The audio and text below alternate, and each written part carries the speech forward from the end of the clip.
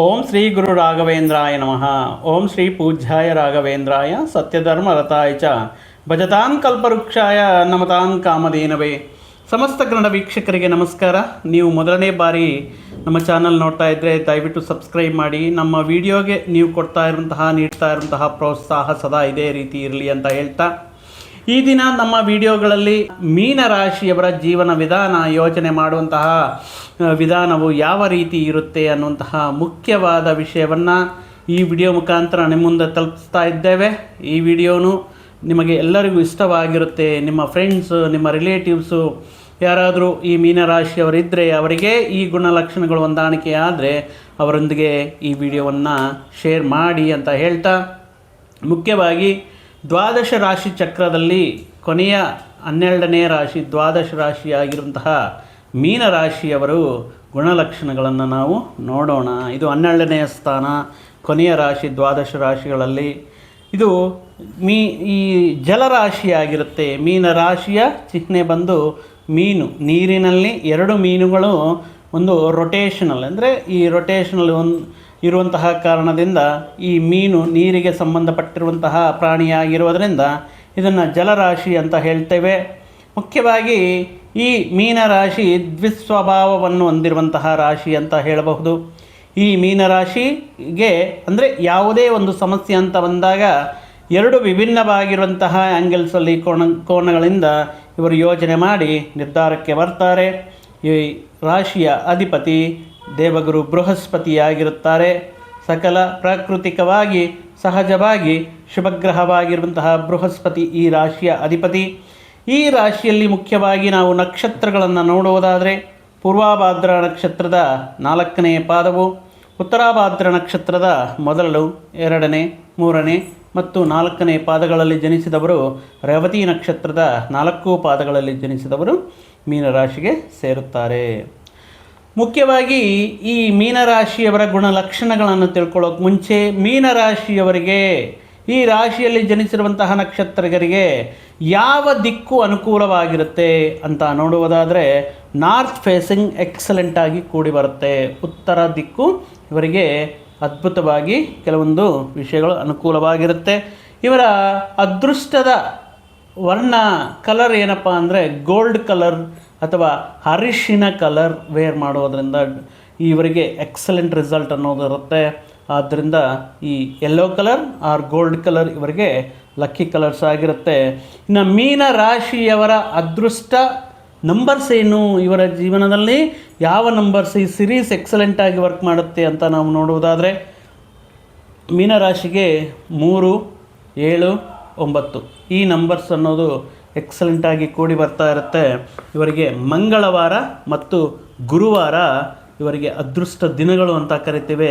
ಈ ದಿನಗಳಲ್ಲಿ ಏನಾದರೂ ಪ್ರಮುಖವಾಗಿ ಮುಖ್ಯವಾದ ನಿರ್ಧಾರಗಳು ತಗೋಬೇಕಂದ್ರೂ ಕೂಡ ಇವರಿಗೆ ಕೂಡಿ ಬರುತ್ತೆ. ಇನ್ನು ಮೀನರಾಶಿಯವರು ಯಾವ ಸಬ್ಜೆಕ್ಟ್ಸ್ನ ಆಯ್ಕೆ ಮಾಡಿಕೊಂಡ್ರೆ, ಯಾವ ಪ್ರೊಫೆಷನ್ನ ವೃತ್ತಿಯನ್ನು ಆಯ್ಕೆ ಮಾಡಿಕೊಂಡ್ರೆ ಅದ್ಭುತ ರೀತಿಯಲ್ಲಿ ಸಕ್ಸಸ್ ಇರುತ್ತೆ ಅಂತ ನೋಡುವುದಾದರೆ, ಮುಖ್ಯವಾಗಿ ಮಾನಸಿಕ ಶಾಸ್ತ್ರ, ಸೈಕಾಲಜಿಸ್ಟ್ ಈ ಸಬ್ಜೆಕ್ಟಲ್ಲಿ ಉತ್ತಮ ರೀತಿಯಲ್ಲಿ ಇವರಿಗೆ ಹೊಂದಾಣಿಕೆ ಆಗುತ್ತೆ. ಇವರು ಇದರಲ್ಲಿ ಯಶಸ್ಸು ನೀಡಬಹುದು.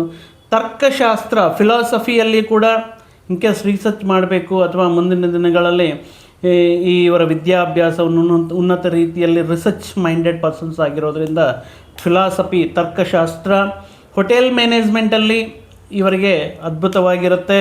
ಅದೇ ರೀತಿ ಹೈಯರ್ ಎಜುಕೇಷನ್, ವಿದೇಶಿ ವಿದ್ಯೆ, ಫಾರಿನ್ ಲ್ಯಾಂಗ್ವೇಜಸ್ ಕಲ್ತ್ಕೊಳ್ಳೋದಕ್ಕೂ, ಮುಖ್ಯವಾಗಿ ಫಾರಿನ್ ಲ್ಯಾಂಗ್ವೇಜಸ್ಸನ್ನು ಅದನ್ನು ಮುಖಾಂತರ ಜೀವನ ಉಪಾಧಿಯನ್ನು ಪಡ್ಕೊಳ್ಳೋದಕ್ಕೂ ಅನುಕೂಲವಾಗಿರುತ್ತೆ. ಇನ್ನು ನ್ಯಾವಲ್, ನೇವಿ, ನೌಕಾದಳ, ನೌಕೆಗೆ ಸಂಬಂಧಪಟ್ಟಿರುವಂಥ ಸಮುದ್ರಯಾನಕ್ಕೆ ಸಂಬಂಧಪಟ್ಟಿರುವಂತಹ ಪ್ರೊಫೆಷನ್ಸ್ನ ಆಯ್ಕೆ ಮಾಡ್ಕೋಬೋದು. ಸಿವಿಲ್ ಇಂಜಿನಿಯರಿಂಗ್ ಆಗಿರಬಹುದು. ಮುಖ್ಯವಾಗಿ ಇವರು ಈ ಮೀನುಗಾರಿಕೆ, ಫಿಶರೀಸ್ಗೆ ಸಂಬಂಧಪಟ್ಟಿರುವಂಥ ಆಕ್ವಾಕಲ್ಚರ್ ಇತ್ಯಾದಿ ವಿಷಯಗಳನ್ನು ಆಯ್ಕೆ ಮಾಡ್ಕೋಬೋದು. ಮೆಡಿಸಿನ್ ಫೀಲ್ಡ್ ಎಕ್ಸಲೆಂಟ್ ಆಗಿರುತ್ತೆ. ಆ ಮೆಡಿಸಿನ್ನಲ್ಲಿ ಕೂಡ ವಿಶೇಷವಾಗಿ ಇವರಿಗೆ ಹೋಮಿಯೋಪತಿ, ಆಯುರ್ವೇದಿಕ್ ಇತ್ಯಾದಿ, ಆಯುರ್ವೇದಿಕ್ ಸೈನ್ಸಸ್ ಇತ್ಯಾದಿ ಸಬ್ಜೆಕ್ಟ್ಗಳು ಅನುಕೂಲವಾಗಿರುತ್ತೆ. ಇಂತಹ ವಿಷಯಗಳನ್ನು ಆಯ್ಕೆ ಮಾಡಿಕೊಂಡ್ರೆ ಮೀನರಾಶಿಯವರು ಅತ್ಯುತ್ತಮ ರೀತಿಯಲ್ಲಿ ಇವರು ಸಕ್ಸಸ್ನ ಕಾಣ್ತಾರೆ. ಇನ್ನು ಇವರಲ್ಲಿರುವಂತಹ ಕೆಲವೊಂದು ಮುಖ್ಯವಾಗಿರುವಂತಹ ಲಕ್ಷಣಗಳೇನಪ್ಪ ಅಂದರೆ, ಯಾವುದೇ ವಾತಾವರಣ ಇರಲಿ, ಯಾವುದೇ ವ್ಯಕ್ತಿಗಳಲ್ಲಿರಲಿ, ಯಾವುದೇ ಸಂದರ್ಭ ಇರಲಿ, ಅಂತಹ ವ್ಯಕ್ತಿಗಳಿಗೆ ಅಡ್ಯಾಪ್ಟಬಿಲಿಟಿ ಅನ್ನೋದು ಚೆನ್ನಾಗಿರುತ್ತೆ, ಫ್ಲೆಕ್ಸಿಬಿಲಿಟಿ ಅನ್ನೋದಿರುತ್ತೆ. ಅಂತಹ ವಾತಾವರಣಕ್ಕೆ ತಕ್ಕಂತೆ ಅವರು ಹೊಂದಾಣಿಕೆ ಮಾಡಿಕೊಳ್ತಾರೆ. ಆ ರೀತಿ ಅದ್ಭುತವಾಗಿರುವಂತಹ ಒಂದು ಗುಣ ಇವರಲ್ಲಿ ಇರುತ್ತೆ. ಕೆಲವೊಂದು ಜನ ಕಂಪ್ಲೇಂಟ್ ಮಾಡ್ತಾರೆ, ಈ ಪರ್ಟಿಕ್ಯುಲರ್ ಪ್ಲೇಸಲ್ಲಿ ಅದು ಇಲ್ಲ, ಇದು ಇಲ್ಲ, ಆ ವ್ಯಕ್ತಿಗಳ ನೋಟ ಸರಿ ಇಲ್ಲ, ಮಾತುಗಳು ಸರಿ ಇಲ್ಲ, ನನಗೆ ಕಂಫರ್ಟಬಲ್ ಆಗಿ ಫೀಲ್ ಆಗ್ತಾಯಿಲ್ಲ. ಬಟ್ ಈ ವ್ಯಕ್ತಿಗಳ ಆ ರೀತಿ ಇಲ್ಲ.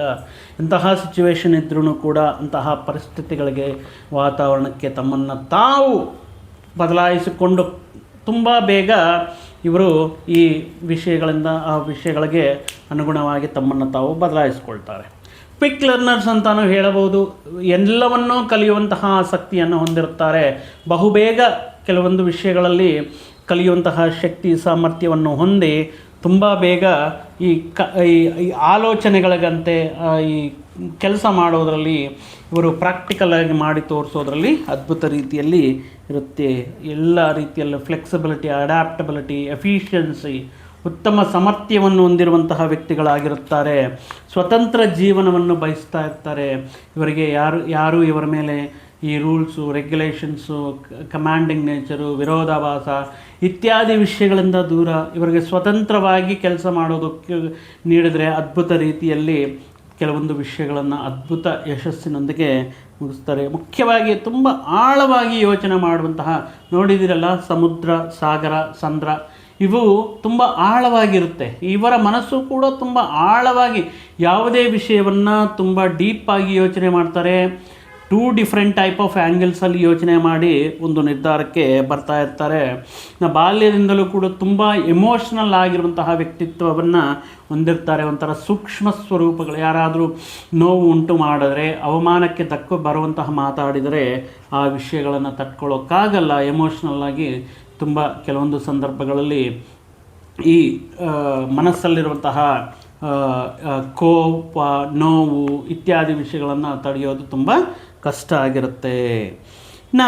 ಸ್ವಲ್ಪ ದ್ವಿಸ್ವಭಾವ ರಾಶಿಯಾಗಿರೋದ್ರಿಂದ ಸ್ವಲ್ಪ ಚಂಚಲ ಮನಸ್ಥಿತಿಯನ್ನು ಹೊಂದಿರುತ್ತಾರೆ.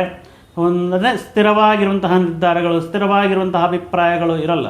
ಕಾಲಕ್ಕೆ ತಕ್ಕಂತೆ, ವ್ಯಕ್ತಿಗಳಿಗೆ ತಕ್ಕಂತೆ, ಸಮಯಕ್ಕೆ ತಕ್ಕಂತೆ ತಮ್ಮ ಅಭಿಪ್ರಾಯಗಳನ್ನು ಬದಲಾಯಿಸುತ್ತಾ ಸ್ವಲ್ಪ ಚಂಚಲ ಸ್ವಭಾವವನ್ನು ಮೆರಿತಾ ಇರ್ತಾರೆ.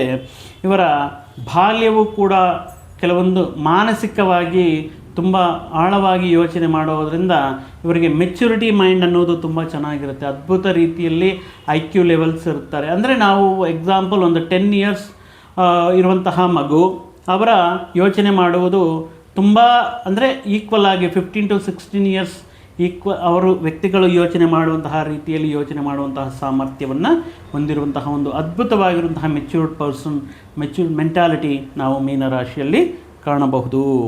ಮುಖ್ಯವಾಗಿ ಈ ಮೇಲೆ ನೋಡೋದಕ್ಕೆ ತುಂಬ ಪ್ರಶಾಂತವಾಗಿ, ಆನಂದವಾಗಿ ಮತ್ತು ಸಂತೋಷವಾಗಿ ಕಾಣಿದರೂ ಕೂಡ ಇವರ ಮನಸ್ಸಿನಲ್ಲಿ ಒಂದು ಈಗ ಪ್ರಳಯ ಅಂತ ಹೇಳ್ತಿರ್ತೀವಲ್ಲ, ಎಷ್ಟೋ ಸಂಕಷ್ಟ, ಎಷ್ಟೋ ಯೋಚನೆಗಳು, ಎಷ್ಟೋ ಆತಂಕಗಳು ಯಾವಾಗಲೂ ಕೂಡ ಇವರ ಮನಸ್ಸಿನಲ್ಲಿ, ಮೆದುಳಿನಲ್ಲಿ ಓಡ್ತಾ ಇರುತ್ತೆ. ಸೊ ಆ ವಿಷಯಗಳ ಬಗ್ಗೆ ತುಂಬ ಆತಂಕವನ್ನು ಹೊಂದಿರುತ್ತಾರೆ, ಆಂತರಂಗಿಕವಾಗಿ, ಮಾನಸಿಕವಾಗಿ ಅಂತ ಹೇಳಬಹುದು. ಇರುವಂತಹ ವಿಷಯಗಳಿಗೆ ತೃಪ್ತಿ ಅನ್ನೋದು ಸ್ವಲ್ಪ ಇರಲ್ಲ. ಇರುವಂತಹ ವಿಷಯಗಳಲ್ಲಿ ತೃಪ್ತಿ ಕಾಣ್ಕೊಳ್ಳೋಣ, ಇರುವಂತಹ ವಿಷಯಗಳಲ್ಲಿ ಅಡ್ಜಸ್ಟ್ ಮಾಡಿಕೊಳ್ಳೋಣ ಅನ್ನೋದು, ಇರುವಂತಹ ವಿಷಯಗಳನ್ನು ಬಿಟ್ಟು ಇಲ್ಲದೇ ಇರುವಂತಹ ವಿಷಯಗಳು, ತಮ್ಮ ಹತ್ರ ಇಲ್ಲದೇ ಇರುವಂತಹ ವಿಷಯಗಳ ಬಗ್ಗೆ ಜಾಸ್ತಿ ಯೋಚನೆ ಮಾಡ್ತಾ ಇರ್ತಾರೆ. ಇದು ಇನ್ನೂ ಚೆನ್ನಾಗಿರಬೇಕಾಗಿರುತ್ತು, ಅಥವಾ ಮತ್ತು ಈ ರೀತಿ ಮನೆ, ಇದಕ್ಕಿಂತ ಒಳ್ಳೆಯ ಮನೆ ಬೇಕಾಗಿರುತ್ತೆ. ಈ ರೀತಿ ಈ ಕೆಲವೊಂದು ಊಹೆಗಳು, ಕಲ್ಪನಾ ಪ್ರಪಂಚದಲ್ಲಿ ಇವರು ಜೀವನ ಮಾಡ್ತಾ ಇರ್ತಾರೆ. ಆದ್ದರಿಂದ ಇವರು ಇರುವಂತಹ ಏನೋ ಅಂದರೆ ಕೆಲವೊಂದು ವಿಷಯಗಳೇನಪ್ಪ ಅಂದರೆ, ಈ ಇರುವಂತಹ ವಿಷಯಗಳಲ್ಲೇ ಸಂತೃಪ್ತಿಯನ್ನು ಹೊಂದುತ್ತಾ ಸಂತೋಷವಾಗಿ ಜೀವನ ಮಾಡ್ತಾ ಇರ್ತಾರೆ. ಬಟ್ ಮೀನರಾಶಿಯವರು ಎಸ್ಪೆಷಲಿ ಅವರ ಇರುವಂತಹ ಜೀವನವನ್ನು ಇನ್ನೂ ಅತ್ಯುತ್ತಮ ರೀತಿಯಲ್ಲಿ ಇರಬೇಕಾಗಿತ್ತೇನೋ, ಇನ್ನೂ ಅತ್ಯುತ್ತಮ ರೀತಿಯಲ್ಲಿ ಕಂಫರ್ಟಬಲ್ ಇರಬೇಕಾಗಿರುತ್ತೇನೋ ಅಂತ ಇಲ್ಲದೇ ಇರೋದ್ರ ಬಗ್ಗೆ ಯೋಚನೆ ಮಾಡಿ ಆತಂಕಕ್ಕೆ ಒಳಗಾಗ್ತಾ ಇರ್ತಾರೆ. ಇನ್ನು ಕನಸು ಕಾಣುವಂತಹ ಫ್ಯಾಂಟಸೈಸ್ ವರ್ಲ್ಡಲ್ಲಿ ಇರ್ತಾರೆ. ಅಂದರೆ ಸಡನ್ನಾಗಿ ಇವರಿಗೆ ಯಾವುದೋ ಒಂದು ಶಕ್ತಿ ರೂಪದಲ್ಲಿ ಒಂದು ಅಂದರೆ ಇಮ್ಯಾಜಿನರಿ ವರ್ಲ್ಡ್ ಅಂತ ಹೇಳ್ಬೋದು. ಅಂದರೆ ಏನೋ ಒಂದು ಅದೃಷ್ಟ ಅಂತ ಕೂಡಿ ಬಂತು, ಆ ಅದೃಷ್ಟದಿಂದ ಒಂದು ಮನೆ ಮಾಡಿ, ಒಂದು ವೆಹಿಕಲ್ ತಗೊಂಡು ಲಕ್ಸುರಿಯಸ್ ಲೈಫ್ ಟ್ರಿಪ್ ಮಾಡಿ, ಈ ರೀತಿ ಡ್ರೀಮರ್ಸ್ ಅಂತ ಹೇಳಬಹುದು. ಕನಸು ಕಾಣುವಂತಹ ಒಂದು ಸ್ವಭಾವ, ಈ ಊಹಾಜನಗಳ ಭ್ರಮೆಗಳಲ್ಲಿ ಜಾಸ್ತಿ ಇವರು ತಮ್ಮನ್ನು ತಾವು ತಮ್ಮ ಜೀವನವನ್ನು ಊಹೆ ಮಾಡಿಕೊಳ್ತಾ ಇರ್ತಾರೆ. ಇನ್ನು ಮುಖ್ಯವಾಗಿ ಈ ವಿದ್ಯಾಭ್ಯಾಸ ಆರಂಭದಲ್ಲಿ, ಬಾಲ್ಯದಲ್ಲಿ ಹೊಸದಾಗಿ ಸ್ಕೂಲ್ಸ್ಗೋ ಕಾಲೇಜ್ಗೋ ಎಲ್ಲಾದರೂ ಸೇರಿಸಿದ್ರೆ ಇವ್ರನ್ನ ಎಲ್ಲರನ್ನ ಅಲ್ಲಿರುವಂತಹ ಪರಿಸ್ಥಿತಿನ ಎಲ್ಲರೂ ಒಬ್ಬೊಬ್ಬರ ವರ್ತನೆಯನ್ನು ಎಲ್ಲರೂ ಇಮಿಡಿಯೇಟಾಗಿ ಅಂದರೆ ಹೊಂದಾಣಿಕೆ ಆಗುವಂತಹ ಇಮಿಡಿಯೇಟಾಗಿ ಕಲಿಯುವಂತಹ ಸ್ವಭಾವ ಅಲ್ಲ. ಒಂದು ಸಾರಿ ಪರ್ಟಿಕ್ಯುಲರಾಗಿ ಎಲ್ಲರನ್ನ ಯೋಚನೆ ಮಾಡಿ ಅವರ ಸ್ವಭಾವವನ್ನು ಅಂಡರ್ಸ್ಟ್ಯಾಂಡ್ ಮಾಡಿ ರೀಡ್ ಮಾಡಿ ಅವರನ್ನು ತಕ್ಕಂತೆ ಈ ಕೆಲವು ದಿನಗಳ ನಂತರ ಎಲ್ಲರಿಗೂ ಆತ್ಮೀಯರಾಗುವಂತಹ, ಎಲ್ಲರಿಗೂ ಇವರನ್ನು ಇಷ್ಟಪಡುವಂತಹ ವ್ಯಕ್ತಿತ್ವವಾಗಿ ಇವರ ಜನರ ಜೊತೆ ಬೆರೀತಾ ಇರ್ತಾರೆ. ಬಟ್ ಆರಂಭದಲ್ಲಿ ಸ್ವಲ್ಪ ಮುಜುಗರ ಅನ್ನೋದು ಇವರಲ್ಲಿ ಇರುತ್ತೆ. ಆ ರೀತಿ ಇಂಟ್ರೋವರ್ಟು ಅಂತ ಹೇಳೋಕ್ಕಾಗಲ್ಲ. ಒಂದು ಸಾರಿ ಇವರ ಜೊತೆ ಮಾತನಾಡುವಂತಹ ಸಂದರ್ಭಗಳಲ್ಲಿ ತುಂಬ ಅಟ್ರ್ಯಾಕ್ಟ್ ಆಗಿರುವಂತಹ ಮಾತಿನಿಂದ ಬೇರೆಯವರನ್ನು ಆಕರ್ಷಣೆ ಮಾಡಲು ಪ್ರಯತ್ನ ಮಾಡ್ತಾ ಇರ್ತಾರೆ. ಇವರ ಜೊತೆ ಮಾತನಾಡುವಂತಹ ವ್ಯಕ್ತಿಗಳು ಕೂಡ ಇವರನ್ನು ಜೀವನ ಪೂರ್ತಿ ಅಂದರೆ ಇವರ ಸ್ವಭಾವ ಇವರ ಮಾತುಗಳಲ್ಲಿ ನಮಗೆ ಕಾಣಿಸ್ತಾ ಇರುತ್ತೆ. ಆದ್ದರಿಂದ ಜೀವನದಲ್ಲಿ ಈ ವ್ಯಕ್ತಿಗಳನ್ನು ಮರೆಯುವುದು ತುಂಬ ಅಸಾಧ್ಯ. ಇನ್ನು ಇವರಿಗಿರುವಂತಹ ಪರ್ಟಿಕ್ಯುಲರ್ ಆಗಿ ಮಿತ್ರರು ಅಂತ ಹೇಳ್ತೀವಿ. ಇವರ ಫಾಲೋವರ್ಸ್ ಆಗಿರ್ಬೋದು, ಇವರ ಗುಣಗಳನ್ನು ಇಷ್ಟಪಡುವಂತಹ ವ್ಯಕ್ತಿಗಳಾಗಿರ್ಬೋದು, ಫ್ರೆಂಡ್ ಸರ್ಕಲ್ ಆಗಿರ್ಬೋದು. ಈ ಫ್ರೆಂಡ್ ಸರ್ಕಲಲ್ಲಿ ಜಾಸ್ತಿ ಜನ ಶತ್ರುಗಳ ಅನ್ನೋದು ಜಾಸ್ತಿ ಇರೋದಕ್ಕೆ ಚಾನ್ಸಸ್ ಇರುತ್ತೆ. ಅಂದರೆ ಇವರ ಫ್ರೆಂಡ್ಸಲ್ಲೇ ಕೆಲವೊಂದು ವ್ಯಕ್ತಿಗಳು ಆವೇಶಪೂರಿತವಾಗಿ, ಬಟ್ ಇವರು ಅವರನ್ನು ಕಾಮ್ ಡೌನ್ ಮಾಡುತ್ತಾ ಕಂಟ್ರೋಲ್ ಮಾಡುತ್ತಾ ಇರುವಂತಹ ಸಂದರ್ಭಗಳು ಇರುತ್ತೆ. ಮುಖ್ಯವಾಗಿ ಇವರಲ್ಲಿ ಈ ಕರುಣೆ, ಈ ಸಹಾನುಭೂತಿ, ದಯೆ ಇತ್ಯಾದಿ ವಿಷಯಗಳನ್ನು ಅಪಾರವಾಗಿ ಹೊಂದಿರುತ್ತಾರೆ. ಇವರಿಗೆ ಶತ್ರುಗಳನ್ನೋದು ತುಂಬ ಕಮ್ಮಿ. ಯಾಕಂದರೆ ಇವರು ಈ ಫ್ರೆಂಡ್ಸ್ ಮೇಲೆ, ಆಪ್ತರ ಮೇಲೆ ಯಾವ ರೀತಿ ಈ ದಯೆ, ಸಹಾನುಭೂತಿ, ಕರುಣೆ ಯಾವ ರೀತಿ ತೋರಿಸ್ತಾ ಇರ್ತಾರೋ, ಶತ್ರುಗಳ ಮೇಲೆಯೂ ಕೂಡ ಅವರು ನಮ್ಮವರೆಲ್ಲ ಅಪಕಾರ ಮಾಡಿದರೆ ಅವೆಲ್ಲವೂ ನೆನಪಿರಲ್ಲ. ಇನ್ ಕೇಸ್ ಅಂತಹ ವ್ಯಕ್ತಿಗಳೇನಾದರೂ ಕಷ್ಟಗಳಲ್ಲಿ ಇದ್ದಾರೆ ಅಂತ ಗೊತ್ತಾದರೆ ಅವರ ಮೇಲೆಯೂ ಕೂಡ ಅದೇ ರೀತಿ ಸಿಂಪತಿ, ದಯೆ, ಸಹಾನುಭೂತಿ, ಕರುಣೆ ಇತ್ಯಾದಿ ವಿಷಯಗಳನ್ನು ಮೆರಿತಾ ಇರ್ತಾರೆ ಮೀನರಾಶಿಯವರು. ಇನ್ನು ಕಷ್ಟಪಟ್ಟು ಕೆಲಸ ಮಾಡುವಂತಹ ವ್ಯಕ್ತಿತ್ವ, ಯಾವುದೂ ಕೂಡ ಅನಾವಶ್ಯಕವಾಗಿ, ಅಧರ್ಮವಾಗಿ, ಅನ್ಯಾಯವಾಗಿ ಗಳಿಸಬೇಕು ಅಥವಾ ಬೇರೆಯವರ ಇರುವಂತಹ ವ್ಯಕ್ತಿಗಳಿಂದ ಅನ್ಯಾಯವಾಗಿ ಪಡೆಯಬೇಕು ಅನ್ನುವಂತಹ ಯೋಚನೆಗಳು ಇವರಿಗೆ ಇರುವುದಿಲ್ಲ. ಕಷ್ಟಪಟ್ಟು ದುಡಿಯುವಂತಹ ಸಾಮರ್ಥ್ಯವನ್ನು ಹೊಂದಿರುತ್ತಾರೆ. ಇನ್ನು ಈ ಏನಾದರೂ ಒಂದು ಕೆಲಸ ಅಂತ ಆರಂಭ ಮಾಡಿದ್ರೆ ಆ ಕೆಲಸ ಕಂಪ್ಲೀಟ್ ಆಗೋವರೆಗೂ ನಿರ್ವಿರಾಮವಾಗಿ ವಿಶ್ರಾಂತಿ ಪಡದೆ, ಈ ಕೆಲವೊಂದು ಸಂದರ್ಭಗಳಲ್ಲಿ ಆಹಾರವನ್ನು ಕೂಡ ಸಮಯಕ್ಕೆ ತಗೊಳ್ಳದೆ ಆ ವಿಷಯವನ್ನು ಪೂರ್ತಿ ಮಾಡುವುದಕ್ಕೆ, ಸಂಪೂರ್ಣವಾಗಿ ಮಾಡುವುದಕ್ಕೆ ಪ್ರಯತ್ನ ಮಾಡ್ತಾ ಇರ್ತಾರೆ. ಮುಖ್ಯವಾಗಿ ಈ ಸಂಬಂಧಗಳಿಗೆ, ಈ ಆತಿಥ್ಯ ಶಿಷ್ಟಾಚಾರದಲ್ಲಿ ಪ್ರಮುಖವಾಗಿ ಇವರು ಬೇರೆಯವರಿಗೆ ಮಾದರಿಯಾಗಿರ್ತಾರೆ. ಮುಖ್ಯವಾಗಿ ರಿಲೇಷನ್ಸ್ಗೆ, ಅನುಬಂಧಗಳಿಗೆ ಇವರಿಗೆ ತುಂಬ ಇಂಪಾರ್ಟೆನ್ಸ್ ಕೊಡ್ತಾ ಇರ್ತಾರೆ. ಆದ್ದರಿಂದ ಅಂದರೆ ಈ ಜೀವನದಲ್ಲಿ ಏನಿದೆ, ಎಲ್ಲರೂ ನಮ್ಮವರೇ, ಎಲ್ಲರೂ ಬೇಕು ಅಂದ್ಕೊಳ್ತಾರೆ. ಎಲ್ಲರಿಗೂ ಆತಿಥ್ಯ ಶಿಷ್ಟಾಚಾರವನ್ನು ನೀಡ್ತಾ ಇರ್ತಾರೆ. ಎಲ್ಲರೂ ನಮ್ಮ ಮನೆಗೆ ಬಂದು ಅಂದರೆ ಒಂದು ರೀತಿ ಬಂದು ಕೆಲವೊಂದು ವಿಷಯಗಳಲ್ಲಿ ಸ್ವಾರ್ಥವಾಗಿರ್ತಾರೆ. ಬಟ್ ಈ ವ್ಯಕ್ತಿಗಳು ಆ ಸ್ವಾರ್ಥ ಅನ್ನೋದಿರಲ್ಲ. ಈ ಆತಿಥ್ಯ ಶಿಷ್ಟಾಚಾರದಲ್ಲಿ ಎಲ್ಲರೂ ನಮ್ಮವರೇ, ಎಲ್ಲರೂ ನಮಗೆ ಬೇಕು ಅನ್ನುವಂತಹ ಒಂದು ಅದ್ಭುತ ರೀತಿಯಲ್ಲಿ ಸಂಬಂಧಕ್ಕೆ ಬೆಲೆ ಕೊಡುವಂತಹ ವ್ಯಕ್ತಿಗಳು ಆಗಿರುತ್ತಾರೆ. ಇನ್ನು ಯೋಚನೆ ಮಾಡಿ ಕ್ಷಣಿಕಾವೇಶದಲ್ಲಿ ಮಾತು ಅನ್ನೋದಾಗಿರ್ಬೋದು, ಮಾಡಲೇಬೇಕು ಅಂತ ದ್ವಂದ್ವಾರ್ಥಗಳಿಂದ ಮಾತನಾಡೋದಾಗಿರ್ಬೋದು, ಇವರಲ್ಲಿ ನಾವು ಕಾಣುವುದಕ್ಕಾಗಲ್ಲ. ಯಾಕಂದರೆ ಒಂದು ಮಾತು ಮಾತಾಡೋಕ್ಕೆ ಮುಂಚೆ ಅಥವಾ ಬೇರೆಯವ್ರನ್ನ ಏನಾದರೂ ಕೋಪವೊಂದು ಮಾತಾಡುವಂತಹ ಸಂದರ್ಭಗಳಲ್ಲಿ ಕೂಡ ಯೋಚನೆ ಮಾಡಿ ಎಲ್ಲಾದರೂ ಹಟ್ಟಾಗ್ತಾರೇನೋ ಅನ್ನೋ ರೀತಿಯಲ್ಲಿ ಇವರು ಮಾತಾಡ್ತಾರೆ. ಅಥವಾ ಈ ಕ್ಷಣಿಕಾವೇಶ, ಈ ಭಾವೋದ್ವೇಗಕ್ಕೆ ಒಳಗಾಗಿ ಈ ರೀತಿ ಯಾರನ್ನು ಕೂಡ ಮಾತು ಅಂದ್ಕೊಳ್ಳೋಕ್ಕಾಗಲ್ಲ. ಇನ್ ಕೇಸ್ ಯಾರ ಮೇಲಾದ್ರೂ ಕೋಪ ಬಂದ್ರೂ, ಯಾರ ಮೇಲಾದರೂ ಸಿಟ್ಟಿದ್ರೂ ಕೂಡ ಅವರನ್ನು ಅವರೇ ಬೈಕೊಳ್ತಾರೆ. ಯಾಕೆ ನಾನು ಇಂತಹ ವ್ಯಕ್ತಿ ಹತ್ರನೂ ಫ್ರೆಂಡ್ಶಿಪ್ ಮಾಡಬೇಕಾಗಿತ್ತು, ಯಾಕೆ ಈ ವ್ಯಕ್ತಿನ ನಾನು ನಂಬ್ಕೋಬೇಕಾಗಿತ್ತು, ನನಗೆ ಬುದ್ಧಿ ಇಲ್ಲ ಇತ್ಯಾದಿ ಅವರನ್ನು ಅವರೇ ಬೈಕೊಳ್ತಾ ಅವರಿಗೆ ಇದು ಮಾಡ್ಕೊಳ್ತಾ ಇರ್ತಾರೆ ವಿನಃ ಆಪೋಸಿಟಲ್ಲಿರುವಂತಹ ವ್ಯಕ್ತಿಗಳನ್ನು ಅವ್ರಿಗೆ ಯಾವುದೇ ರೀತಿ ನೋಯಿಸುವಂತಹ ಮಾತುಗಳು ಆಡುವುದಿಲ್ಲ. ಅಂದರೆ ನಿರ್ಧಾರಗಳು ತಗೊಳ್ಳುವಂತಹ ಸಂದರ್ಭಗಳಲ್ಲಿ ಕೂಡ ದ್ವಿಕೋಣದಲ್ಲಿ ಅಂತ ಹೇಳಿದ್ವಿ, ದ್ವಿಸ್ವಭಾವ ರಾಶಿಯಾಗಿರೋದ್ರಿಂದ ಮುಖ್ಯವಾಗಿ ತುಂಬ ಅಂದರೆ ಕೆಲವೊಂದು ಡೀಪಾಗಿ ಯೋಚನೆ ಮಾಡಿ ಹಿಂದೆ ಮುಂದೆ ನೋಡಿ ನಿರ್ಧಾರಗಳನ್ನು ತಗೊಳ್ತಾರೆ. ಇವರಿಗೆ ಯೋಚನೆ ಇಮ್ಯಾಜಿನೇಟರಿ ಪವರ್ ಅನ್ನೋದು ಅದ್ಭುತವಾಗಿರುತ್ತೆ. ಒಂದು ಕಲ್ಪನಾ ಶಕ್ತಿ, ಮುಖ್ಯವಾಗಿ ನಾವು ಬಹಳ ಸಾಹಿತ್ಯಕಾರರು, ಕಾದಂಬರಿ ಬರೆಯೋರು, ಕವನಗಳು ಬರೆಯೋರು ಇತ್ಯಾದಿ ಲಕ್ಷಣಗಳು ಅದ್ಭುತವಾಗಿ ಇವರಲ್ಲಿರುತ್ತೆ. ಆದ್ದರಿಂದ ಮೀನರಾಶಿಯವರು ಇನ್ಕೆ ಸ್ವಲ್ಪ ಎಫರ್ಟ್ ಆಗಿಬಿಟ್ಟು ಅವರಿಗೆ ಏನಾದರೂ ಲ್ಯಾಂಗ್ವೇಜಲ್ಲಿ ಸ್ವಲ್ಪ ಗ್ರಿಪ್ ಅನ್ನೋದು ಏನಾದರೂ ಬಂದರೆ ಇವರು ಅದ್ಭುತ ರೀತಿಯಲ್ಲಿ ಕವನಗಳು ಹೇಳ್ತಾರೆ, ಕತೆಗಳು ಬರೀತಾರೆ, ಕಾದಂಬರಿಗಳನ್ನು ಬರೀತಾರೆ ಇತ್ಯಾದಿ ಶಕ್ತಿ ಇವರಲ್ಲಿ ನಾವು ಕಾಣಬಹುದು. ಆದ್ದರಿಂದ ಬೇರೆಯವರ ಅಂದರೆ ಆಪೋಸಿಟ್ಟಲ್ಲಿ ಯಾವ ವ್ಯಕ್ತಿ ಇರ್ತೋ ಅವರ ಪ್ರಭಾವ ಅಂದರೆ ತುಂಬ ಬೇಗ ಇವರ ಅತಿ ಒಳ್ಳೆಯತನ ಆಗಿರ್ಬೋದು, ಪ್ರಾಮಾಣಿಕತೆ ಆಗಿರ್ಬೋದು, ಅಥವಾ ಒಂದು ಮುಗ್ಧತೆ ಆಗಿರ್ಬೋದು, ಬೇರೆಯವರು ಇವರನ್ನು ಕೆಲವೊಂದು ವಿಷಯಗಳ ಮುಖಾಂತರ ಆಸೆಯನ್ನು ಮೂಡಿಸಿ ಕನ್ವಿನ್ಸ್ ಮಾಡೋದು ತುಂಬ ಈಸಿ. ಆ ರೀತಿ ಜೀವನದಲ್ಲಿ ತುಂಬ ಹಲವಾರು ಬಾರಿ ಮೋಸ ಹೋಗಿರೋದು ಆಗಿರಬಹುದು. ಆದ್ದರಿಂದ ಬೇರೆಯವರ ಪ್ರಭಾವ ತುಂಬ ಬೇಗ ಆಗುತ್ತೆ. ಅಂದರೆ ಅಂತೆಕಂತೆಗಳನ್ನು ನಂಬೋದಾಗಿರ್ಬೋದು, ಅಥವಾ ಕೆಲವೊಂದು ವಿಷಯಗಳನ್ನು ಇವರಿಗೆ ಅನುಗುಣವಾಗಿ ಹೇಳಿದರೆ ಎಸ್ ಅದೇ ನಿಜ, ಅದೇ ಸತ್ಯ ಅಂತ ನಂಬುವುದಾಗಿರ್ಬೋದು ಇವರ ಈ ಮೀನರಾಶಿ ಜಾತಕದಲ್ಲಿ ನೋಡಬಹುದು.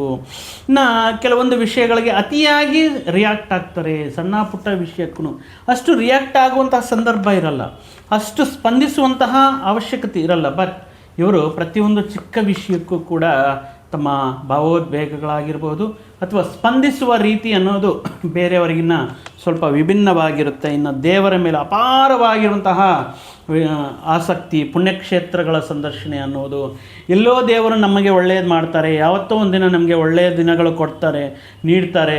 ಇನ್ ಕೇಸ್ ಯಾರಾದರೂ ಇವರನ್ನ ನಾನು ಹೇಳಿದನಲ್ವ ಬೇರೆಯವರ ಪ್ರಭಾವ ಇವರ ಮೇಲೆ ಜಾಸ್ತಿ ಇರುತ್ತೆ ಅಂತ. ಸೊ ಇನ್ ಕೇಸ್ ಯಾರಾದರೂ ಇವರನ್ನು ಈ ದೇವಸ್ಥಾನಕ್ಕೆ ಹೋಗಿ ತುಂಬ ಮಹಿಮಾನ್ವಿತ ದೇವಸ್ಥಾನ ಅಂತ ಹೇಳಿದ್ರೆ ನೆಕ್ಸ್ಟ್ ಡೇನೇ ಅಲ್ಲಿಗೆ ಹೋಗೋದಕ್ಕೆ, ಅಂದರೆ ಅಷ್ಟು ಅಪಾರವಾಗಿರುವಂತಹ ಭಕ್ತಿ ವಿಶ್ವಾಸವನ್ನು ಇವರು ಆ ದೇವರ ಮೇಲೆ ಇಟ್ಕೊಂಡಿರ್ತಾರೆ. ಆ ದೈವ ಬಲವೂ ಕೂಡ ಇವರನ್ನು ಸದಾ ಕಾಯ್ತಾ ಇರುತ್ತೆ. ಮುಖ್ಯವಾಗಿ ಒಳ್ಳೆಯ ಹೃದಯ, ಎಲ್ಲರನ್ನು ಅರ್ಥ ಮಾಡಿಕೊಳ್ಳುವಂತಹ ಹೃದಯ ಆಗಿರುತ್ತೆ. ಇವರನ್ನು ಹಿರಿಯರಿಗೆ ಗುರುಗಳಿಗೆ ಅತ್ಯುನ್ನತ ರೀತಿಯಲ್ಲಿ ಗೌರವ ಕೊಡೋದು ಅಥವಾ ಅವರಿಂದ ಆಶೀರ್ವಾದ ಪಡೆಯೋದು, ಅವರಿಗೆ ತುಂಬ ಒಬೀಡಿಯಂಟಾಗಿ ಅವ್ರಿಗೆ ಹೇಳಿರುವಂತಹ ಕೆಲಸಗಳನ್ನು ಚಾಚು ತಪ್ಪದೆ ಮಾಡುವುದು ಇವರ ಗುಣ ಸ್ವಭಾವವಾಗಿರುತ್ತೆ. ಮುಖ್ಯವಾಗಿ ಕೆಲವೊಂದು ಸಂದರ್ಭಗಳಲ್ಲಿ ಇವರು ಮೇಲಕ್ಕೆ ನೋಡೋದಕ್ಕೆ ಆವೇಶಪೂರಿತವಾಗಿ ತುಂಬ ಉದ್ರಿಕ್ತದಲ್ಲಿ ಕಾಣಿಸಿಕೊಂಡರೂ ಕೂಡ ಬಟ್ ಇವರಲ್ಲಿ ಒಳಗಡೆ ಈ ಯಾವುದೇ ಕೆಟ್ಟ ಬುದ್ಧಿ, ಕೆಟ್ಟ ಆಲೋಚನೆಗಳು ಅಥವಾ ದುರ್ಮಾರ್ಗದ ಆಲೋಚನೆಗಳು ಇವರಲ್ಲಿ ಇರುವುದಿಲ್ಲ. ಆವೇಶ ಬರುತ್ತೆ, ಆವೇಶದಲ್ಲಿ ಒಂದೆರಡು ಮಾತಾಡ್ತಾರೆ ಅಥವಾ ಅವ್ರನ್ನವರೇ ಬೈಕೊಳ್ತಾರೆ ವಿನಃ ಅಥವಾ ಕೆಟ್ಟದ್ದು ಮಾಡೋಣ, ಕೆಟ್ಟದ್ದು ಯೋಚನೆ ಮಾಡೋಣ, ದ್ರೋಹ ಮಾಡೋಣ ಅನ್ನುವಂತಹ ವಿಷಯಗಳಿಗೆ ಇವರು ಯಾವತ್ತೂ ಯೋಚನೆ ಮಾಡೋಲ್ಲ. ಅಂತಹ ಸಹೃದಯಗಳು ಈ ಮೀನರಾಶಿಯವರು ಆಗಿರುತ್ತಾರೆ. ಇನ್ನು ಕೆಲವೊಂದು ಸಂದರ್ಭಗಳಲ್ಲಿ ಈ ಕೆಲವೊಂದು ಆಪ್ತರಾಗಿರ್ಬೋದು, ಕುಟುಂಬ ಸದಸ್ಯರಾಗಿರ್ಬೋದು, ಇವರ ದೃಷ್ಟಿಗೆ ಬಂದರೆ ಅವರೇನಾದರೂ ಕೆಟ್ಟ ವ್ಯಸನಗಳಿಗೆ, ಕೆಟ್ಟ ಸಹವಾಸಗಳಿಗೆ, ಕೆಟ್ಟ ಅಭ್ಯಾಸಗಳಿಗೆ ಹತ್ತಿರವಾಗ್ತಾ ಇದ್ದಾರೆ ಅಂತ ಇವರಿಗೆ ಗೊತ್ತಾದರೆ ಇವರೇದೇ ಆಗಿರುವಂತಹ ಕೆಲವೊಂದು ಕನ್ವಿನ್ಸಿಂಗ್ ಸ್ಕಿಲ್ಸ್ ಆಗಿರ್ಬೋದು, ಕೆಲವೊಂದು ಅರ್ಥ ಮಾಡಿಸುವಂತಹ ರೀತಿಯಾಗಿರ್ಬೋದು, ಕೆಟ್ಟ ಮಾರ್ಗದಲ್ಲಿ ಹೋಗುವಂತಹ ವ್ಯಕ್ತಿಗಳನ್ನು ಸಹಿತ ಇವರು ಮುಖ್ಯವಾಗಿ ಕೆಲವೊಂದು ನೀತಿ ಪಾಠಗಳಂತ ಹೇಳಬಹುದು ಅಥವಾ ಕನ್ವಿನ್ಸಿಂಗ್ ಸ್ಕಿಲ್ಸ್ ಆಗಿರ್ಬೋದು, ಅವರನ್ನು ಕೂಡ ಒಳ್ಳೆಯ ಮಾರ್ಗದಲ್ಲಿ ಬದಲಾವಣೆ ತರೋದಕ್ಕೆ ಇವರು ಸತತವೂ ಪ್ರಯತ್ನ ಮಾಡ್ತಾರೆ. ಅನೇಕ ಬಾರಿ ಇವರು ಅಂತಹ ಪ್ರಯತ್ನಗಳಲ್ಲಿ ಯಶಸ್ಸನ್ನು ಕೂಡ ಕಂಡಿರ್ತಾರೆ ಅಂತ ಹೇಳಬಹುದು. ಇನ್ನು ಯಾವುದೇ ವಿಷಯವನ್ನು ಇವರಿಗೆ ಏನಾದರೂ ಒಂದು ವಿಷಯ ಗೊತ್ತಾಯಿತು, ಅದು ರಹಸ್ಯ ಆಗಿರಲಿ, ಬಟ್ ಇವ್ರ ಹತ್ರನೂ ಇವರಿಗೆ ರಹಸ್ಯನೇ, ಬಟ್ ಇವ್ರ ಹತ್ರ ಅದು ಒಳಗಡೆ ಇಟ್ಕೊಳ್ಳೋದು ತುಂಬ ಕಷ್ಟ.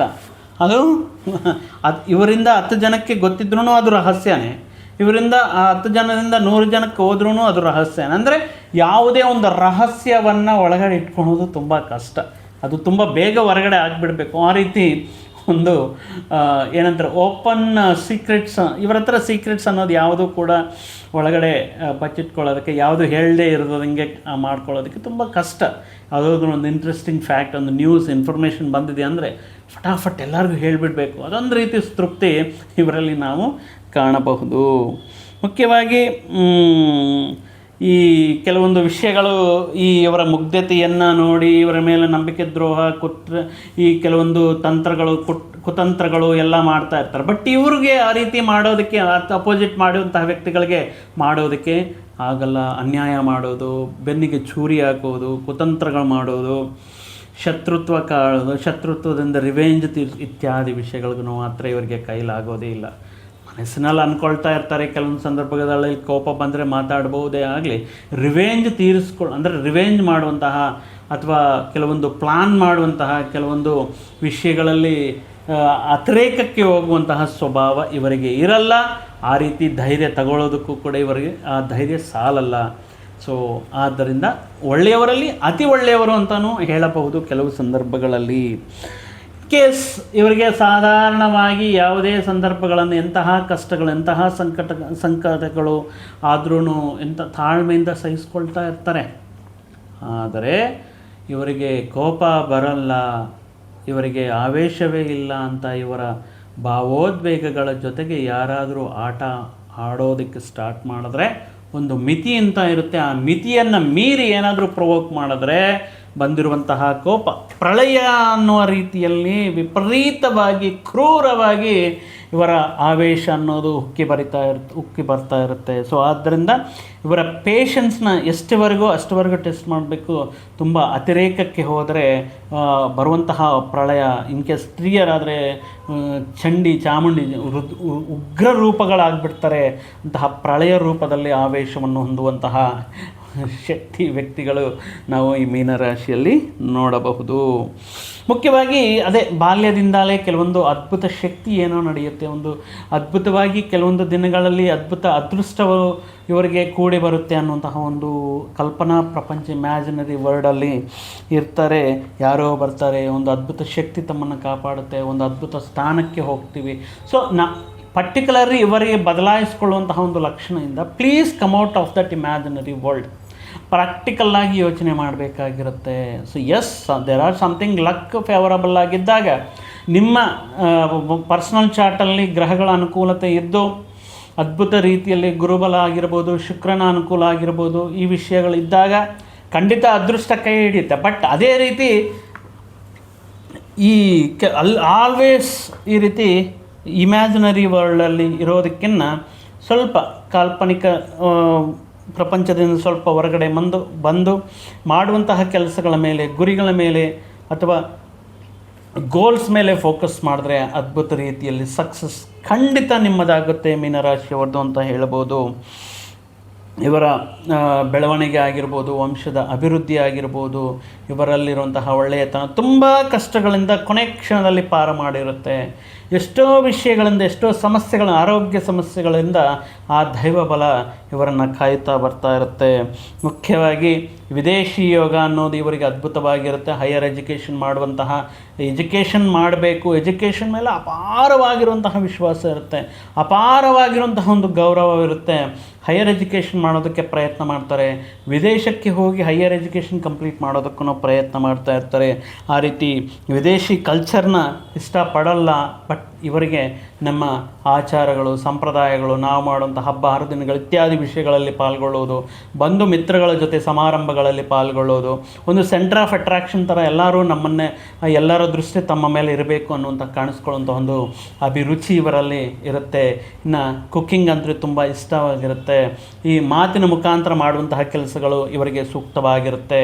ಇನ್ನು ವೈವಾಹಿಕ ಜೀವನವು ಕೂಡ ಅದ್ಭುತ ರೀತಿಯಲ್ಲಿ ಇವರಿಗೆ ಉತ್ತಮ ಹೊಂದಾಣಿಕೆಯೊಂದಿಗೆ ಇವರ ಜೀವನ ಈ ಕೊನೆಯ ದಿನಗಳಂತ ಬಂದಾಗ ಇವರ ಒಳ್ಳೆಯತನದಿಂದ ಇವರು ಪಡೆಯುವಂತಹ ದೈವ ಬಲದಿಂದ ಇವರ ಆಗುವಂತಹ ಸಂತಾನ ಇವರನ್ನು ತುಂಬ ಪ್ರೀತಿ ಗೌರವ ಮತ್ತು ಅನುರಾಗದಿಂದ ಇವರನ್ನು ನೋಡ್ಕೊಳ್ತಾ ಇರ್ತಾರೆ ಅಂತ ಹೇಳ್ತಾ ಈ ವಿಡಿಯೋ ತಮ್ಮೆಲ್ಲರಿಗೂ ಇಷ್ಟವಾಗಿರುತ್ತೆ ಅಂತ ಹೇಳ್ತಾ ಮತ್ತೊಂದು ವಿಡಿಯೋ ಜೊತೆಗೆ ಮತ್ತೊಂದು ಆಸಕ್ತಿಕರ ವಿಷಯದ ಜೊತೆಗೆ ನಿಮ್ಮ ಮುಂದೆ ಮತ್ತೆ ಬರ್ತೀನಿ. ಅಲ್ಲಿಯವರೆಗೂ ಸರ್ವೇ ಜನಾಃ ಸುಖಿನೋ ಭವಂತು, ಸಮಸ್ತ ಸನ್ಮಂಗಳಾನಿ ಭವಂತು. ಜೈ ಶ್ರೀರಾಮ್.